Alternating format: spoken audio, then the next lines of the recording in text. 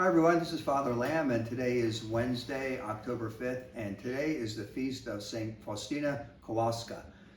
And St. Faustina, as you know, was a Polish sister. She died back in 1938 on this date. That was about 84 years ago, if my math is correct, and she only lived 33 years. And she really is the saint of mercy and of trust. I think when you really think about her, you think about this book, this diary that she, under obedience, wrote. It's called Divine Mercy in My Soul, and it's rather thick, but it's really a wonderful read if you have any time. It very, very much has a lot of really lines in it that you just meditate on forever. It's really beautiful, but as I said, she's really noted for that mercy. Jesus, I trust in you.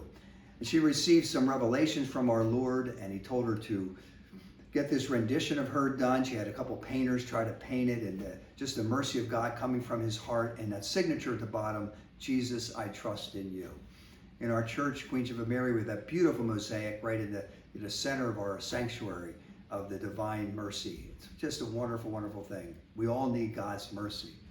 So let's just take a look at this today very simply.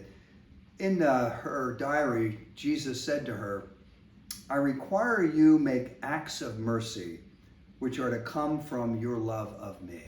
To make acts of mercy. So the first thing you and I need to do is to allow God's mercy into our heart. To really know that God forgives us. There's no sin that we could have committed that God would not forgive us and give us his grace and his mercy. We live in a world that really needs his mercy. In fact, Pope John Paul II, St. John Paul II, declared this the Sunday after Easter Sunday as Divine Mercy Sunday, because this is something that's so important. So ask yourself that question, do I allow God's mercy in my own heart? And then once I allow God's mercy into my heart, do I extend that mercy to the people around me? Who's that person in your life and in my life that I need to extend mercy to? Who's that person that I'm a little bit hard on? And I really believe once we allow God's mercy into our own heart, then it's also a little bit easier to trust in him. And we can say that line, Jesus, I trust in you, but do we really mean it? Sometimes I find that I need to say that line until I believe it. Jesus, I trust in you. Help my lack of trust. Jesus, I trust in you. Help me to let go of my need to control.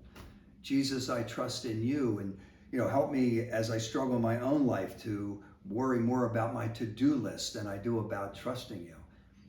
Help me to trust in you and let go of materialism or money or trying to figure life out in different ways. Jesus, I trust in you, truly.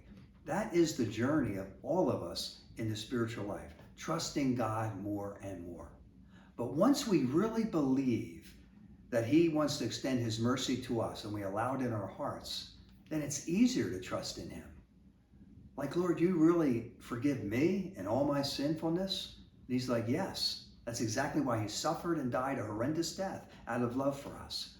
And then we can step out and begin to trust him little by little in our spiritual lives. Once was a man who was walking by a train station. There was a train right there, parked at the station getting ready to take off. And he's walking by and he looks down at the tracks. And he sees a little boy walking right in the middle of the tracks. And he yells, little boy, this train is going to be taken off in just a little bit. And the boy just kind of shakes his head. He says, little boy, aren't you worried? You could get hit by that train. The boy doesn't look worried a bit. And the man said, aren't you worried? And the little boy said, no. And the man said, why not? And the little boy said, because my dad is the engineer.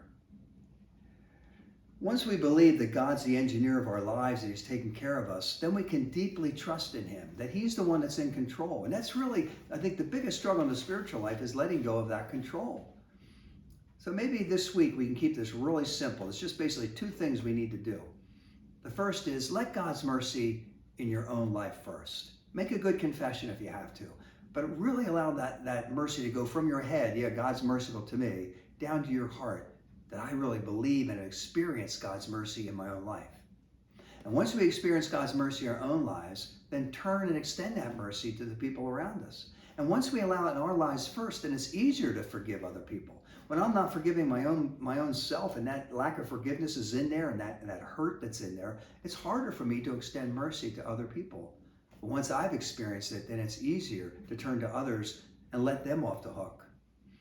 And secondly, once we allow that mercy in our lives and we extend it to other people, then to trust in God more deeply in our lives. Jesus, I trust in you. And to keep saying it till you believe it deeply in your own heart. Maybe lastly, I'll just use that quote from Oscar Wilde, who's quoted very often. You may have heard this. He says something like, the only difference between the saint and the sinner is that every saint has a past and every sinner has a future. And once we allow God's mercy in, we can let go of the past. And then we can step into the future, realizing that we really are loved by God. We really have that mercy extended to us, and we really can trust him. And then you and I can say from our hearts and really mean it, Jesus, I trust in you. God bless you.